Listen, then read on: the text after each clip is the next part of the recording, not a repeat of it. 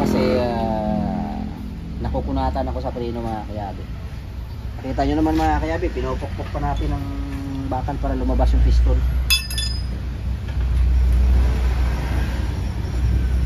So yun mga kayabi, yung kabila dito mga kayabi, gumagana siya mga kayabi.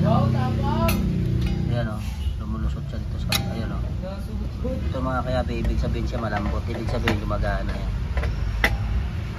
Ito yung kabila, ayan o, lumulusot din siya. Ayan o, ibig sabihin mga kayabi, gumagana yan, malambot. Yung isa kasi sa kabila mga kayabi, kahit itulak ko ito mga kayabi, ayaw gumalaw pati kabila. Sa madaling salita is stuck up. So nagdududa ako sa preno talaga mga kayabi, kasi maganda naman yung apak, kaso nga lang yung kapit, nagdududa ako, sabi ko parang kulang yung kapit.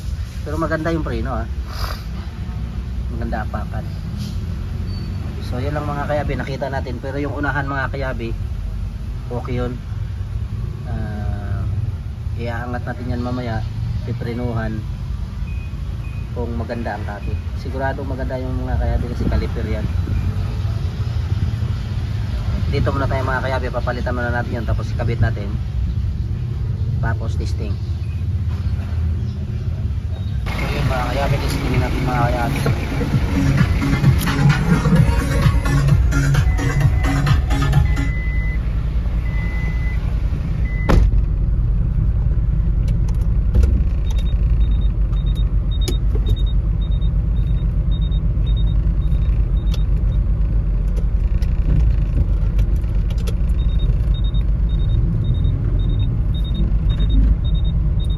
Ramdam mo na mga kayabe yung ano, ramdam mo na mga kayabe yung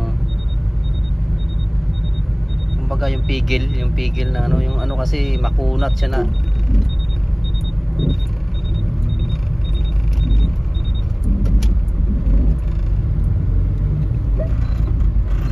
Ayun mga kayabe, ramdam mo na. Kasi mga kayabe, yung minsan na matigas yung preno tapos parang hirap siyang huminto. Possible na yun mga kayabe na nasa gulong yung problema, kasi okay naman yung preno, matigas. Kumbaga hindi niya kayang ihinto. Ang problema kasi noon mga kayabe, yung mga piston kasi pag hindi na siya gumagana, hindi na siya nagbubuka, kumbaga stuck up na, matigas lang siyang apakan. Ngayon ramdam mo yan mga kayabe pag nagpreno ka oh.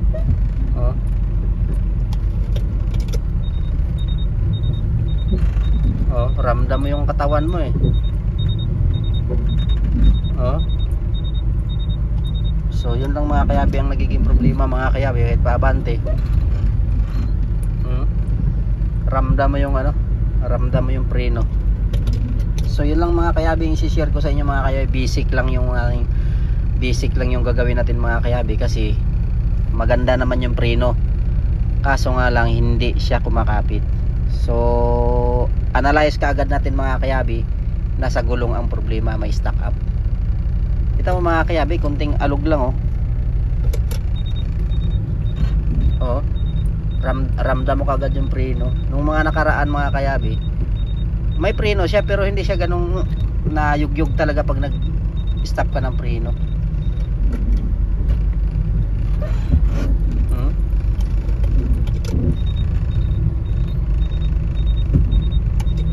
So yun lang mga kayabi, kung bago ka sa aking YouTube channel mga kayabi, huwag kalimutan i-like, i-share ang video mga kayabi, at i-hit na rin ang notification bell para lagi kang updated sa aking mga bagong video mga kayabi.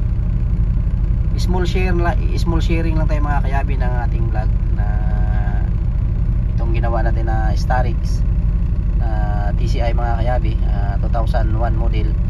Ano lang, sinare ko lang yung punting problema, pero pag nananako, malaking problema siya mga kayabi. Alam mo kung bakit?